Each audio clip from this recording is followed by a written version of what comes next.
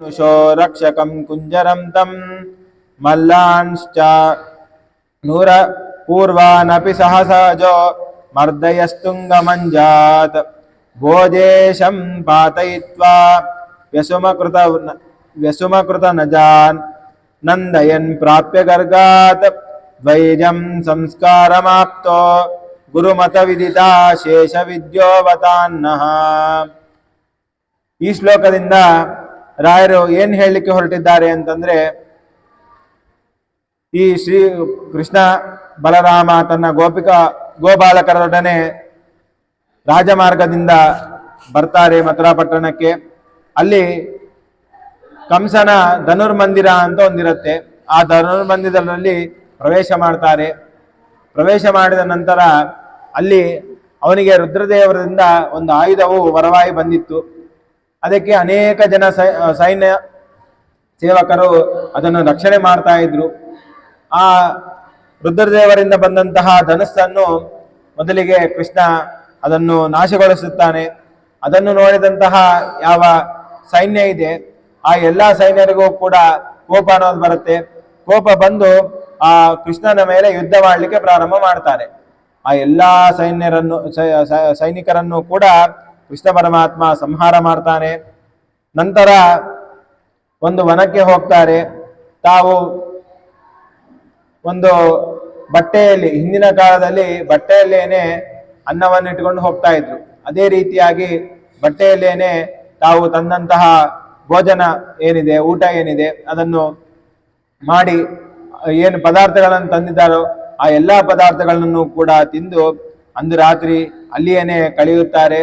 ಮತ್ತೆ ಪ್ರಾತಃ ಕಾಲದಲ್ಲಿ ಸ್ನಾನಾದಿ ಎಲ್ಲವನ್ನೂ ಕೂಡ ಮುಗಿಸಿ ಆ ಮಥುರಾ ಪಟ್ಟಣದಲ್ಲಿ ಆ ಕಂಸನ ಎದುರುಗಡೆ ಮಲ್ಲ ಕ್ರೀಡೆ ಅನ್ನೋದು ನಡೀತಾ ಇರುತ್ತೆ. ಆ ಮಲ್ಲ ಕ್ರೀಡೆಯನ್ನು ನೋಡೋದಕ್ಕೋಸ್ಕರವಾಗಿ ಕೃಷ್ಣ ತನ್ನ ಸ್ನೇಹಿತರೊಡನೆ ಅಲ್ಲಿಗೆ ಬರ್ತಾನೆ. ಅಲ್ಲಿ ಕಂಸ ಅವನು ಮೊದಲಿಗೇನೆ ನಿಶ್ಚಯನಾಗಿದ್ದ, ಅಕ್ರೂರನನ್ನು ಕಳಿಸಿದ್ದೇನೆ, ಕೃಷ್ಣನು ಬಂದೇ ಬರ್ತಾನೆ, ಆದ್ರಿಂದ ನಾನು ಅವನನ್ನು ಸಂಹಾರ ಮಾಡಲೇಬೇಕು ಅಂತ ನಿಶ್ಚಯನಾಗಿದ್ದ. ಆದ್ರಿಂದ ಏನ್ ಮಾಡಿದ ಅಂತಂದ್ರೆ, ಆ ಕೃಷ್ಣ ಬಂದ ಕೂಡಲೇನೆ ಅವನನ್ನು ಸಂಹಾರ ಮಾಡೋದಕ್ಕೋಸ್ಕರವಾಗಿ ಕುವಲಯ ಪೀಡ ಎನ್ನುವಂತಹ ಆನೆಯನ್ನು ಅಲ್ಲಿ ನಿಂದಿರಿಸಿದ್ದ. ಈ ಎಲ್ಲ ವಿಷಯವೂ ಕೂಡ ಕೃಷ್ಣನಿಗೆ ಗೊತ್ತಿತ್ತು. ಆದ್ದರಿಂದ ಅಲ್ಲಿ ಬಂದ ಕೂಡಲೇನೆ ಕೃಷ್ಣ ಏನ್ ಮಾಡಿದ ಅಂತಂದ್ರೆ, ಮೊದಲಿಗೆ ಆ ಗಜವನ್ನು ನೋಡಿದ. ಆ ಗಜವನ್ನು ನೋಡಿದ ಕೂಡಲೇನೆ ಇದು ಅವನನ್ನು ಸಂಹಾರ ಮಾಡುವುದಕ್ಕೋಸ್ಕರವಾಗಿಯೇನೆ ಇಲ್ಲಿ ಇಟ್ಟಿದ್ದಾನೆ ಕಂಸ ಅಂತ ತಿಳಿದು ಅವನು ತನ್ನ ಬುದ್ಧಿ ಚಾತುರ್ಯದಿಂದಾಗಿ ಆ ಗಜದ ಸಂಹಾರವನ್ನು ಮಾಡ್ತಾನೆ. ಮುಂದೆ ಚಾಣೂರ ಮುಷ್ಟಿಕ ಎನ್ನುವಂತಹ ಇಬ್ಬರು ಮಲ್ಲರು ಕೃಷ್ಣ ಬಲರಾಮನೊಡನೆ ಮಲ್ಲ ಯುದ್ಧಕ್ಕೆ ಅವರನ್ನು ಕೃಷ್ಣ ಬಲರಾಮನನ್ನು ಆಹ್ವಾನ ಮಾಡ್ತಾರೆ. ಈ ಕೃಷ್ಣ ಚಾಣೂರ ಜೊತೆ ಮಲ್ಲ ಯುದ್ಧವನ್ನು ಮಾಡಿದರೆ ಬಲರಾಮ ಮುಷ್ಟಿಕ ಎನ್ನುವಂತವನ ಜೊತೆ ಯುದ್ಧವನ್ನು ಮಾಡ್ತಾರೆ. ಇಬ್ಬರು ಕೂಡ ಆ ಬಲರಾಮ ಮತ್ತು ಕೃಷ್ಣ ಆ ಚಾಣೂರ ಮುಷ್ಟಿಕರನ್ನು ಸಂಹಾರಗೊಳಿಸುತ್ತಾರೆ.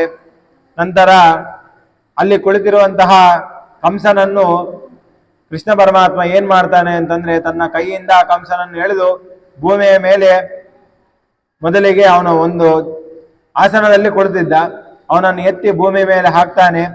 ಅವನ ಜೊತೆ ಯುದ್ಧವನ್ನು ಮಾಡ್ತಾನೆ. ನಂತರ ಅವನನ್ನು ಸಂಹಾರಗೊಳಿಸುತ್ತಾನೆ.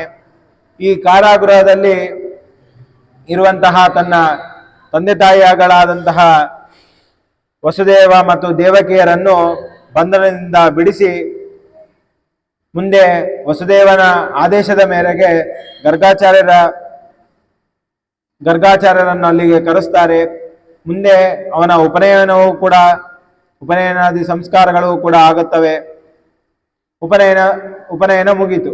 ಉಪನಯನ ಆದ ನಂತರ ಅವನು ಗುರುಕುಲಕ್ಕೆ ಹೋಗಬೇಕು ವಿದ್ಯಾಭ್ಯಾಸಕ್ಕಾಗಿ. ಅದಕ್ಕೋಸ್ಕರವಾಗಿ ಯಾವ ಆಚಾರ್ಯರ ಹತ್ರ ಹೋಗಬೇಕು ಅಂತ ನೋಡ್ತಾನೆ ವಸುದೇವ. ಯಾವ ಆಚಾರ್ಯ ಹತ್ರ ನನ್ನ ಮಗನನ್ನು ಕಳಿಸಬೇಕು ಅಂತ. ಇವಾಗ ನಾವು ಕೂಡ ಯೋಚನೆ ಮಾಡ್ತಿರ್ತೀವಿ, ಮಗ ಒಂದು 3-4 ವರ್ಷ ಆದ ಅಂತಾದ್ರೆ ಇನ್ನು ಅವನನ್ನು ಯಾವ ಸ್ಕೂಲಿಗೆ ನಾವು ಕಳಿಸಬೇಕು, ಅವನನ್ನು ಯಾವ ಸ್ಕೂಲಿಗೆ ಸೇರಿಸಿದ್ರೆ ಅವನ ಓದ್ ಅನ್ನೋದು ಚೆನ್ನಾಗಿ ಆಗುತ್ತೆ ಅನ್ನೋ ವಿಚಾರವನ್ನು ನಾವು ಮಾಡ್ತೇವೆ. ಅದೇ ರೀತಿಯಾಗಿಯೇನೆ ಈ ವಸುದೇವನು ಕೂಡ ಉಪನಯನಾದಿ ಸಂಸ್ಕಾರ ನಂತರ ತನ್ನ ಮಗನಾದಂತಹ ಕೃಷ್ಣನನ್ನು ಯಾರ ಹತ್ರ ಕಳಿಸಬೇಕು ಅಂತ ವಿಚಾರ ಮಾಡಿದಾಗ ಸಾಂದೀಪಿನಿ ಎನ್ನುವಂತಹ ಆಚಾರ್ಯರಲ್ಲಿ ತನ್ನ ಮಗನ ವಿದ್ಯಾಭ್ಯಾಸ ಆದರೆ ಅವನ ಭವಿಷ್ಯತ್ತು ಮುಂದೆ ಚೆನ್ನಾಗಿರತ್ತೆ ಅಂತ ತಿಳಿದು ಆ ಸಾಂದೀಪಿನಿ ಆಚಾರ್ಯ ಹತ್ರ ಈ ಬಲರಾಮ ಮತ್ತು ಶ್ರೀಕೃಷ್ಣನನ್ನು ಇಬ್ಬರನ್ನು ಕೂಡ ಕಳಿಸ್ತಾರೆ. ಅವರಿಂದ ಎಲ್ಲಾ ವಿದ್ಯೆಗಳನ್ನು ಕೂಡ ಈ ಕೃಷ್ಣ ಮತ್ತು ಬಲರಾಮರು ಕಲಿತುಕೊಳ್ತಾರೆ. ಕಲಿತ ನಂತರ ಅವರನ್ನು ಸಂತೋಷಪಡಿಸುತ್ತಾರೆ. ತಮ್ಮ ವಿದ್ಯೆಯನ್ನು ತೋರಿಸುವ ಮೂಲಕ ಆ ಗುರುಗಳ ಸಂತೋಷವನ್ನು ಪಡಿಸುತ್ತಾರೆ. ಈ ರೀತಿಯಾಗಿ ಮಾಡೋಣದ್ರಿಂದ ಗುರುಗಳ ಅನುಗ್ರಹ ಅನ್ನೋದು ಈ ಬಲರಾಮ ಮತ್ತು ಕೃಷ್ಣರಿಗೆ ಆಗುತ್ತದೆ. ಎಂದೇ ಆಗಲಿ ಗುರುಗಳ ಅನುಗ್ರಹಕ್ಕೆ ನಾವು ಪಾತ್ರರಾಗಬೇಕೇ ಹೊರತು ಗುರುಗಳ ಆಗ್ರಹಕ್ಕೆ ಪಾತ್ರರಾಗಬಾರದು. ಇಲ್ಲಿ ಅನುಗ್ರಹ ಆಗ್ರಹ ವ್ಯತ್ಯಾಸ ಏನೂ ಇಲ್ಲ. ಅನು ಆ ಇಷ್ಟೇ ವ್ಯತ್ಯಾಸ. ಅದರಿಂದ ಏನಾಗುತ್ತೆ ಅಂತಂದ್ರೆ ಆಗ್ರಹ ಪಡೆದ್ರೆ ನಮ್ಮ ಜೀವನವೇ ವ್ಯರ್ಥವಾಗುತ್ತೆ, ಅನುಗ್ರಹ ಪಡೆದ್ರೆ ನಮ್ಮ ಜೀವನವು ಸಾರ್ಥಕವಾಗುತ್ತೆ. ಆದ್ದರಿಂದ ನಮ್ಮ ಜೀವನ ಸಾರ್ಥಕವಾಗಬೇಕೋ ವ್ಯರ್ಥವಾಗಬೇಕೋ ಅನ್ನೋದು ಗುರುಗಳ ಅನುಗ್ರಹ ಆಗ್ರಹ ಇದರ ಮೇಲೇನೆ ಇರುತ್ತೆ. ಆದ್ದರಿಂದ ನಾವು ಎಂದಿಗೂ ಕೂಡ ಗುರುಗಳ ಅನುಗ್ರಹಕ್ಕೆ ಪಾತ್ರರಾಗಬೇಕೇ ಹೊರತು ಅವರ ಆಗ್ರಹಕ್ಕೆ ಪಾತ್ರರಾಗಬಾರದು. ಇಲ್ಲಿ ಕೃಷ್ಣ ಬಲರಾಮರು ತಮ್ಮ ಗುರುಗಳಾದಂತಹ ಸಾಂದೀಪಿನಿ ಆಚಾರ್ಯರ ಒಂದು ಅನುಗ್ರಹಕ್ಕೆ ಪಾತ್ರರಾಗ್ತಾರೆ. ಇಂತಹ ಕೃಷ್ಣ ನಮ್ಮನ್ನು ರಕ್ಷಿಸಲಿ ಅಂತ ಹೇಳಿ ಮಂತ್ರಾಲಯ ಪ್ರಭುಗಳು ಈ ಶ್ಲೋಕದಿಂದ ಇಷ್ಟು ವಿಚಾರವನ್ನು ತಿಳಿಸ್ಕೊಡ್ತಾ ಇದ್ದಾರೆ.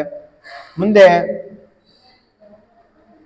ದತ್ವಾ ಪುತ್ರಂ ಪ್ರವಕ್ತ್ರೆ ಪ್ರತಿಗತ ಮಧುರಃ ಸಾಂತ್ವಯನ್ನದ್ದವಾ ಸ್ಯಾತ್ ಗೋಷ್ಠಸ್ಥಾನಂದ ಪೂರ್ವ ನರಮಯದ ಬಲಾಂ ಪ್ರೀತಿಕೃದ್ಯ ಶುಭಸ್ಯಃ ಅಕ್ರೂರಸ್ಯಾತಚೇನ ಪ್ರತಿವಿದಿತ ಪೃತಾ ಪುತ್ರ ಕೃತ್ಯೋ ಜರಾಯಾಃ ಸೂನುಂ ನಿರ್ಭಿನ್ನಸೇನಂ ವ್ಯತನುತ ಬಹುಶೋ ವಿದ್ರುತಂ ನ ಸಪಾಯಾತ್.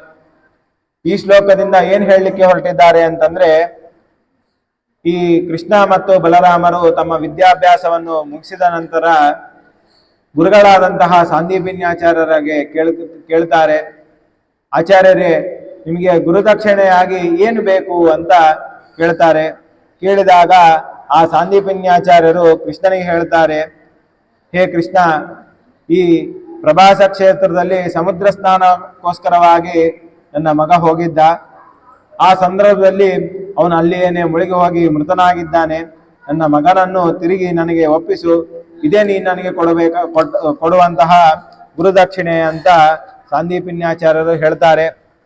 ಆ ಮಾತನ್ನು ಕೇಳಿದಂತಹ ಕೃಷ್ಣ, ಹಾಗೆ ಆಗಲೇ ಆಚಾರ್ಯರೇ ಅಂತೇಳಿ ಅವರಲ್ಲಿ ನಮಸ್ಕರಿಸಿ ಆ ಪ್ರಭಾಸ ಕ್ಷೇತ್ರಕ್ಕೆ ಹೋಗ್ತಾರೆ. ಆ ಕೃಷ್ಣನ ಜೊತೆಗೆ ಬಲರಾಮನು ಕೂಡ ಬರ್ತಾನೆ. ಮೊದಲಿಗೆ ಸಮುದ್ರ ಮಧ್ಯದಲ್ಲಿರುವಂತಹ ಶಂಖ ರೂಪದಲ್ಲಿ ಒಬ್ಬ ಪಂಚಜನ ಅಂತ ರಾಕ್ಷಸನಿರ್ತಾನೆ. ಅವಾಗ ಕೃಷ್ಣನು ಯೋಚನೆ ಮಾಡಿ, ಇವನು ನಮ್ಮ ಸಾಂದೀಪಿನ್ಯಾಚಾರ್ಯರ ಮಗನನ್ನು ತಾನು ನುಂಗಿದ್ದಾನೋ ಏನೋ ಎನ್ನುವಂತ ಒಂದು ಬಯಕೆಯಿಂದ ಅವನನ್ನು ಸಂಹಾರ ಮಾಡಿ ಅವನ ಹೊಟ್ಟೆಯನ್ನು ಸೀಳಿ ಆ ಹೊಟ್ಟೆಯಲ್ಲಿ ನೋಡ್ತಾನೆ. ಅಲ್ಲಿ ಯಾವುದೇ ಸಾಂದೀಪಿನ್ಯಾಚಾರ್ಯರ ಮಗನ ಇರುವುದಿಲ್ಲ. ಸರಿ ಅಂತೇಳಿ ಅಲ್ಲಿ ಇರುವಂತಹ ಪಾಂಚಜನ್ಯ ಎನ್ನುವಂತಹ ಶಂಖವನ್ನು ತೆಗೆದುಕೊಂಡು ಯಮಪುರಿಗೆ ಹೋಗ್ತಾನೆ. ಯಮಪುರಿಗೆ ಹೋದಾಗ ಅಲ್ಲಿ ಯಮನಿಗೆ ಕೇಳ್ತಾನೆ, ಹೇ ಯಮ, ನಮ್ಮ ಆಚಾರ್ಯರಾದಂತಹ ಸಾಂದೀಪಿನ್ಯಾಚಾರ್ಯರ ಮಗ ಇಲ್ಲಿ ಪ್ರವಾಸ ಕ್ಷೇತ್ರದಲ್ಲಿ ಸಮುದ್ರ ಸ್ನಾನ ಮಾಡುವಂತಹ ಸಂದರ್ಭದಲ್ಲಿ ಅವನು ಮರಣವನ್ನು ಹೊಂದಿದ್ದಾನೆ. ಅವನೇನಾದ್ರೂ ನಿನ್ನ ಸ್ಥಳದಲ್ಲಿ ಏನಾದ್ರೂ ಈ ನರಕದಲ್ಲಿ ಏನಾದ್ರೂ ಇದ್ದಾನ ಅಂತ ಕೇಳಿದಾಗ ಆ ಯಮನು ಕೃಷ್ಣನ ಹತ್ರ ಬಂದು ನಮಸ್ಕಾರ ಮಾಡಿ, ಸ್ವಾಮಿ, ನೀವು ಕೇಳಿದಂತಹ ವ್ಯಕ್ತಿ ನನ್ನಲ್ಲೇನೇ ಇದ್ದಾನೆ, ಅವನನ್ನು ನಾನು ನಿಮಗೆ ಕೊಡ್ತೇನೆ, ಕರೆದುಕೊಂಡೋಗಿ ನಿಮ್ಮ ಆಚಾರ್ಯರಿಗೆ ಕೊಡಿ ಅಂತ ಹೇಳಿದಾಗ ಆ ಸಾಂದೀಪಿನ್ಯಾಚಾರ್ಯರ ಮಗನನ್ನು ಅಲ್ಲಿಂದ ಕರೆದುಕೊಂಡು ಹೋಗಿ ಗುರುಗಳಾದಂತಹ ಸಾಂದೀಪಿನ್ಯಾಚಾರ್ಯರಿಗೆ ತಮ್ಮ ಮಗನನ್ನು ಒಪ್ಪಿಸ್ತಾರೆ. ಅದರಿಂದ ಸಾಂದೀಪಿನ್ಯಾಚಾರ್ಯರು ಸಂತೋಷ ಪಡ್ತಾರೆ. ನಂತರ ಆ ಸಾಂದೀಪಿನ್ಯಾಚಾರ್ಯರ ಮಗನನ್ನು ಅಲ್ಲಿ ಒಪ್ಪಿಸಿ ಮುಂದೆ ಈ ಮಥುರೆಗೆ ಅವನು ಬರ್ತಾನೆ. ಮಥುರೆಯಲ್ಲಿ ಕೃಷ್ಣನು ಉದ್ಧವನಿಗೆ ಒಂದು ಆದೇಶವನ್ನು ಕೊಡ್ತಾನೆ. ಉದ್ಧವ ಯಾರು ಅಂತಂದ್ರೆ ಯದುಕುಲದಲ್ಲೇನೆ ಶ್ರೇಷ್ಠವಾದಂತಹ ಒಬ್ಬ ವ್ಯಕ್ತಿ. ಅವನಿಗೆ ತಾನು ಒಂದು ಆದೇಶವನ್ನು ಕೊಡ್ತಾನೆ. ಈ ಗೋಕುಲವಾಸಿಗಳಾದಂತಹ ಎಲ್ಲಾ ಜನರು ಕೂಡ ದುಃಖಿತರಾಗಿದ್ದಾರೆ, ಆದ್ದರಿಂದ ನೀನು ಒಂದು ಸಂದೇಶವನ್ನು ನೀಡಬೇಕು. ಆ ಸಂದೇಶದಿಂದಾಗಿ ಅವರೆಲ್ಲರೂ ಕೂಡ ಸಂತುಷ್ಟರಾಗ್ತಾರೆ ಅಂತ ಹೇಳ್ತಾರೆ. ಅದೇ ಇವಾಗ ಉದ್ಧವ ಗೀತೆ ಅಂತ ನಾವು ಕೇಳ್ತೇವೆ. ಅಂತಹ ಉದ್ಧವ ತನ್ನ ಮಾತಿನಿಂದಾಗಿ ಅಲ್ಲಿರುವಂತಹ ಎಲ್ಲಾ ಜನರನ್ನು ಕೂಡ ಸಂತೋಷಗೊಳಿಸುತ್ತಾನೆ. ಮುಂದೆ ಕೃಷ್ಣ ಪರಮಾತ್ಮ ಹಿಂದೆ ಈ ಕಂಸನ ವಧೆಯಕ್ಕಿಂತ ಪೂರ್ವದಲ್ಲಿ ಏನು ಮಾಡಿದ ಅಂತಂದ್ರೆ, ತ್ರಿವಿಕ್ರ ಎನ್ನುವಂತಹ ಒಬ್ಬ ವ್ಯಕ್ತಿ ಇರ್ತಾನೆ. ಆ ವ್ಯಕ್ತಿ ಹತ್ತಿರ ಹೋದಾಗ, ಸ್ವಾಮಿ ನೀನು ನನ್ನ ಮನೆಗೆ ಬರಬೇಕು ಅಂತ ಕೇಳ್ಕೊಳ್ತಾನೆ. ಅವಾಗ ಅವನಿಗೆ ಒಂದು ಮಾತನ್ನು ಕೊಟ್ಟಿದ್ದ, ನಾನು ಕಂಸನ ಸಂಹಾರಕ್ಕಾಗಿ ಹೊರಟಿದ್ದೇನೆ, ಆ ಸಂಹಾರದ ಮುಗಿದ ಕೂಡಲೇನೆ ನಾನು ಮತ್ತೆ ನಿನ್ನ ಹತ್ತಿರ ಬರ್ತೇನೆ ಅಂತ ಆ ತ್ರಿವಿಕ್ರ ಎನ್ನುವಂತವನಿಗೆ ಮಾತನ್ನು ಕೊಟ್ಟಿದ್ದ. ಅದೇ ರೀತಿಯಾಗಿ ಆ ತ್ರಿವಿಕ್ರನ ಹತ್ತಿರ ಹೋಗ್ತಾನೆ, ತನ್ನ ಮನೆಗೆ ಆಹ್ವಾನ ಮಾಡ್ತಾರೆ. ಪಾದ ಪೂಜೆ ಇತ್ಯಾದಿಗಳನ್ನೆಲ್ಲವನ್ನೂ ಕೂಡ ಆ ತ್ರಿವಿಕ್ರ ಕೃಷ್ಣ ಪರಮಾತ್ಮನಿಗೆ ಮಾಡ್ತಾನೆ. ಇನ್ನ ಅದೇ ರೀತಿಯಾಗಿಯೇನೆ ಸೈರಂಧ್ರಿ ಎನ್ನುವಂತಹ ಒಬ್ಬಳು ಇರ್ತಾಳೆ. ಸೈರಂಧ್ರಿ ಎನ್ನುವಂತಹ ವ್ಯಕ್ತಿ ಹತ್ತಿರ ಕೂಡ ಹೋಗಿ ಅವರ ಮನೆಯಲ್ಲಿ ಹೋಗ್ತಾರೆ. ನಂತರ ಪೂಜಾದಿಗಳನ್ನು ಕೂಡ ಎಲ್ಲವನ್ನೂ ಕೂಡ ಸ್ವೀಕಾರ ಮಾಡ್ತಾರೆ. ನಂತರ ಈ ಕೌರವರಿಂದ ಹಿಂಸೆಯನ್ನು ಪಡೆದು ದುಃಖಿತರಾಗಿದ್ದಂತಹ ಪಾಂಡವರನ್ನು ನೋಡ್ತಾನೆ. ನೋಡಿದ ಕೂಡಲೇ ಅವರ ಎಲ್ಲ ವಿಚಾರವನ್ನು ಕೂಡ ತಿಳಿದುಕೊಳ್ಳಬೇಕು ಅಂತ ಹೇಳಿ ಹಸ್ತಿನಾಪುರಕ್ಕೆ ಈ ಅಕ್ರೂರನನ್ನು ಕಳಿಸ್ತಾನೆ. ಕಳಿಸಿ ಅಲ್ಲಿ ಹೋಗಿ ನೀನು ಈ ಪಾಂಡವರು ಯಾಕೆ ದುಃಖಿತರಾಗಿದ್ದಾರೆ, ಕೌರವರು ಅವರಿಗೆ ಏನು ಮೋಸವನ್ನು ಮಾಡಿದ್ದಾರೆ, ಎಲ್ಲವನ್ನೂ ಕೂಡ ನೀನು ತಿಳಿದುಕೊಂಡು ಬರಬೇಕು ಅಂತ ಆ ಅಕ್ರೂರನಿಗೆ ಆದೇಶವನ್ನು ನೀಡಿದ್ದ. ಆ ಆದೇಶದ ಮೇರೆಗೆ ಅಕ್ರೂರ ಅಲ್ಲಿಗೆ ಹೋಗ್ತಾನೆ. ಹೋಗಿ ಎಲ್ಲಾ ವಿಚಾರವನ್ನು ಅಲ್ಲಿರುವಂತಹ ಎಲ್ಲಾ ಜನರ ಹತ್ತಿರ ಹೋಗಿ ಮಾತನಾಡಿ, ಕೌರವರು ಪಾಂಡವರಿಗೆ ಏನಾದರೂ ಮೋಸ ಮಾಡಿದ್ರ, ಯಾಕೆ ಪಾಂಡವರು ದುಃಖದಿಂದ ಕೂಡಿದವರಾಗಿದ್ದಾರೆ ಅಂತ ಎಲ್ಲಾ ಕಥೆಯನ್ನು ಕೂಡ ಕೇಳ್ತಾನೆ.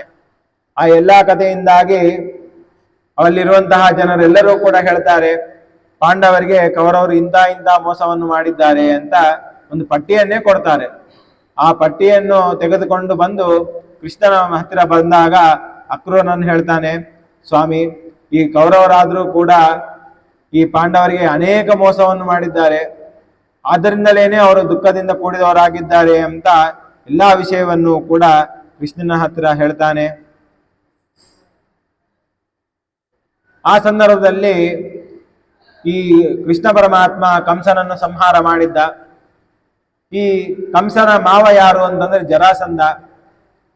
ಅವನು ಈ ಕಂಸಯ ವಧ ಆದ ನಂತರ ಕೋಪದಿಂದ ಕೂಡಿದವನಾಗ್ತಾನೆ. ಯಾಕೆ ಅಂತಂದ್ರೆ ತನ್ನ ಮಗಳನ್ನು ವಿಧವೆಯನ್ನಾಗಿ ಮಾಡಿದ ಕೃಷ್ಣ, ಇಂಥವನನ್ನು ನಾನು ಸುಮ್ಮನೆ ಬಿಡೋದಿಲ್ಲ, ಇವನನ್ನು ಸಂಹಾರ ಮಾಡೇ ಮಾಡ್ತೇನೆ ಅಂತ ಹೇಳಿ ಅವನ ಸಂಹಾರಕ್ಕೋಸ್ಕರವಾಗಿ ಅನೇಕ ವ್ಯವಸ್ಥೆಯನ್ನು ಮಾಡಿಕೊಳ್ತಾನೆ.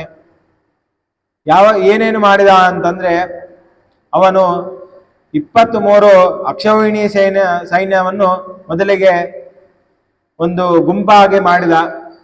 ಒಂದೊಂದು ಅಕ್ಷೌಹಿಣಿ ಸೈನ್ಯ ಅಂತಂದ್ರೇನೆ ಲಕ್ಷಾಂತರ ಜನ ಇರ್ತಾರೆ. ಅಂತಹದ್ದು 23 ಅಕ್ಷೌಹಿಣಿ ಸೈನ್ಯ. ಅಂತ 23 ಅಕ್ಷೌಹಿಣಿ ಸೈನ್ಯದೊಡನೆ ಅವನು ಕೃಷ್ಣನ ಮೇಲೆ ಯುದ್ಧಕ್ಕೆ ಬರ್ತಾನೆ. ಬಂದಾಗ ಕೃಷ್ಣ ಏನ್ ಮಾಡಿದ, ಮೊದಲಿಗೆ ಬಂದಂತಹ 23 ಅಕ್ಷೌಹಿಣಿ ಸೈನ್ಯರನ್ನು ಎಲ್ಲರನ್ನೂ ಕೂಡ ಸಂಹಾರ ಮಾಡಿದನು. ನಂತರ ಬ್ರಹ್ಮ ರುದ್ರಾದಿ ಅನೇಕ ದೇವತೆಗಳಿಂದ ಈ ಜರಾಸಂಧ ವರವನ್ನು ಪಡೆದಿದ್ದ. ಆ ಎಲ್ಲಾ ಇಂದಲೂ ಕೂಡಿದಂತಹ ಜರಾಸಂಧನನ್ನು ಅನೇಕ ಬಾರಿ ಅವನ ಜೊತೆಗೆ ಯುದ್ಧವನ್ನು ಮಾಡ್ತಾ ಮಾಡ್ತಾ ಮಾಡ್ತಾ ಅವನಿಗೆ ಸೋಲ್ ಅನ್ನೋದೇ ಇಲ್ಲ ಅಂತ ಅವನು ತಿಳಿದಿದ್ದ. ಇಷ್ಟು ದಿವಸ ಅವನಿಗೆ ಪರಾಜಯ ಅವನಿಗೂ ಕೂಡ ಇದೆ ಅಂತೇಳಿ ತೋರಿಸಿಕೊಟ್ಟ. ಅದನ್ನು ನೋಡಿದಂತಹ ಜರಾಸಂಧ, ಇವನು ನನ್ನನ್ನು ಸುಮ್ಮನೆ ಬಿಡೋದಿಲ್ಲ, ನನ್ನನ್ನು ಸಂಹಾರ ಮಾಡ್ತಾನೆ ಅಂತ ಭಯದಿಂದಾಗಿ ಅಲ್ಲಿಂದ ಓಡಿ ಹೋಗ್ತಾನೆ. ಈ ರೀತಿಯಾಗಿ ಅನೇಕ ಮಹಿಮೆಗಳನ್ನು ಅಲ್ಲಿರುವಂತಹ ಜನರಿಗೆ, ಅದೇ ರೀತಿಯಾಗಿ ಅವನ ಜೊತೆಗೆ ಯುದ್ಧವನ್ನು ಮಾಡುವಂತಹ ಯಾವ್ಯಾವ ರಾಕ್ಷಸರಿದ್ದಾರೋ ಅವರೆಲ್ಲರನ್ನೂ ಕೂಡ ಸಂಹಾರ ಮಾಡಿದ. ಇಂತಹ ಮಹಿಮೋಪೇತನಾದಂತಹ ಶ್ರೀ ಕೃಷ್ಣ ಪರಮಾತ್ಮ ನಮ್ಮನ್ನು ರಕ್ಷಿಸಲಿ ಅಂತ ಹೇಳಿ ಇಲ್ಲಿ ರಾಘವೇಂದ್ರ ಸ್ವಾಮಿಗಳವರು ಈ ಶ್ಲೋಕದಿಂದ ಇಷ್ಟು ವಿಚಾರವನ್ನು ತಿಳಿಸಿಕೊಡ್ತಾ ಇದ್ದಾರೆ. ನೋಡಿ, ಕೇವಲ ಒಂದೊಂದು ಶ್ಲೋಕದಿಂದ ಅವರು ಇಷ್ಟು ಕಥೆಯನ್ನು ಹೇಳ್ತಾ ಇದ್ದಾರೆ. ನಾವು ಈ ಎಲ್ಲಾ ಕಥೆಯನ್ನು ಕೂಡ ಭಾಗವತದಲ್ಲಿ ನೋಡಿದಾಗ ಒಂದೊಂದು ಶ್ಲೋಕದಲ್ಲೂ ಕೂಡ ಏನಿಲ್ಲ ಅಂದ್ರೂ ಒಂದು 3-4 ಅಧ್ಯಾಯದಿಂದ ಕೂಡಿದಂತಹದ್ದು ಕತೆ. ಈ ಅಷ್ಟೂ ಕಥೆಯನ್ನು ಕೂಡ ಸಂಗ್ರಹ ರೂಪವಾಗಿ ಮಂತ್ರಾಲಯ ಪ್ರಭುಗಳು ಒಂದೇ ಶ್ಲೋಕದಲ್ಲಿ ರಚನೆ ಮಾಡಿದ್ದಾರೆ. ಈ ರೀತಿಯ ರಚನೆ ಮಾಡುವ ಮೂಲಕ ನಮಗೆ ಒಂದು ಇಚ್ಛೆ ಅನ್ನೋದು ಬರಬೇಕು, ಗ್ರಂಥದಲ್ಲಿ ಆಸಕ್ತಿ ಬರಬೇಕು. ಆಸಕ್ತಿ ಬಂದಾಗ ನಾವೇನ್ ಮಾಡ್ತೇವೆ, ಗ್ರಂಥದಲ್ಲಿ ಓದಲಿಕ್ಕೆ ಪ್ರವೇಶ ಮಾಡ್ತೇವೆ. ಮಾಡಿದಾಗ ಅಲ್ಲಿ ಇರುವಂತಹ ಎಲ್ಲಾ ಕಥೆಯನ್ನು ಕೂಡ ನಾವು ತಿಳಿದುಕೊಳ್ತೇವೆ. ತಿಳಿದುಕೊಂಡಾಗ ನಮಗೆ ಇನ್ನಿಷ್ಟು ಆಸೆ ಬಂದು ಇದಕ್ಕಿಂತಲೂ ಕೂಡ ಬೃಹತ್ತಾದಂತಹ ಕಥೆಯ ಸಾರಾಂಶವನ್ನು ತಿಳಿಯಬೇಕು ಅಂತ ಮತ್ತೊಂದು ಗ್ರಂಥದ ಅಧ್ಯಯನದಲ್ಲಿ ಪ್ರವೇಶ ಮಾಡ್ತೇವೆ. ಈ ರೀತಿಯಾಗಿ ಎಲ್ಲಾ ಜನರಿಗೂ ಕೂಡ ಮಾಡಿಸಬೇಕು ಅಂತ ಹೇಳಿ ಮಂತ್ರಾಲಯ ಪ್ರಭುಗಳು ಈ ಸಂಗ್ರಹಾತ್ಮಕವಾದಂತಹ ಈ ಕೃಷ್ಣ ಚಾರಿತ್ರ ಮಂಜರಿ ಎನ್ನುವಂತಹ ಗ್ರಂಥದ ರಚನೆಯನ್ನು ಮಾಡಿದ್ದಾರೆ. ಇದರಿಂದ ನಾವೆಲ್ಲರೂ ಕೂಡ ಲಾಭವನ್ನು ಪಡೆಯಬೇಕು ಅಂತ ಹೇಳ್ತಾ, ಇನ್ನ ಮುಂದೆ ಕೃಷ್ಣ ಪರಮಾತ್ಮ ಯಾರ ಜೊತೆಗೆ ಯುದ್ಧವನ್ನು ಮಾಡಿದ, ಮುಂದೆ ಕತೆ ಏನೇನು ಬರುತ್ತೆ ಎನ್ನುವಂತಹ ವಿಷಯವನ್ನೆಲ್ಲವನ್ನೂ ಕೂಡ ನಾವು ನಾಳೆಯ ದಿವಸ ತಿಳಿಯೋಣ ಅಂತ ಹೇಳ್ತಾ, ಇಷ್ಟರವರೆಗೆ ನಾನು ಮಾತಾಡಿರೋದ್ರಲ್ಲಿ ಏನಾದರೂ ದೋಷಗಳು ಅಂತಿದ್ರೆ ಅದು ನಂದು, ಗುಣಗಳು ಅಂತ ಏನಾದರೂ ಇದ್ರೆ ಅದನ್ನು ನನ್ನ ಸ್ವರೂಪೋದ್ಧಾರಕ ಗುರುಗಳಾದಂತಹ ಪರಮ ಪೂಜ್ಯ ಮಂತ್ರಾಲಯ ಮಠಾಧೀಶರಾದಂತಹ ಸುಬುಧೇಂದ್ರ ತೀರ್ಥರು ಮಾಡಿದಂತಹ ಅನುಗ್ರಹ ಅಂತ ತಿಳಿತಾ ನನ್ನ 2 ಮಾತನ್ನು ಇಲ್ಲಿ ಮುಗಿಸ್ತಾ ಇದ್ದೇನೆ. ಶ್ರೀಕೃಷ್ಣ ಅರ್ಪಣಮಸ್ತು.